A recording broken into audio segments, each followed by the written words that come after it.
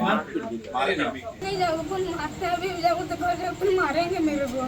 यहाँ से चलिए, इसलिए मारेंगे मेरे को। पापा पढ़ाई करवा रहे थे, पर मेरे को बुआ बोले कि जाओ बिलासपुर में काम करना बोले। छत्तीसगढ़ से एक ऐसे खौफनाक मामला के बारे में बताऊं जिन मामला ला सुने के बाद में आप मन कहूँ कि आरोपी ला पुलिस के हवाले नहीं बल्कि हमार हवाले कर दो, हमन ही इंसाफ कर लेबो।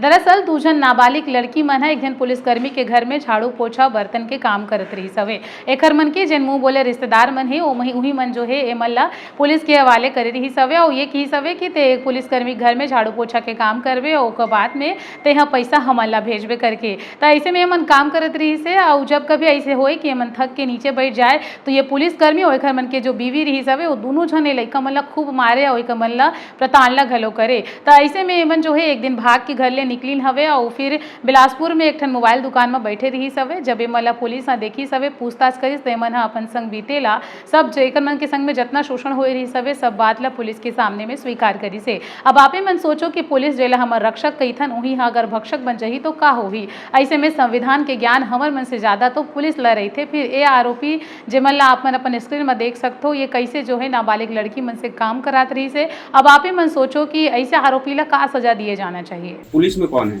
उसमें और लकड़ा है। अरुण लोकड़ा। मेरा सारा पैसा तो मेरी बुआ के दे दी थी। अब घर जाना साहब, वहाँ पर नहीं जाऊँगी। वापस नहीं जाना चाहते?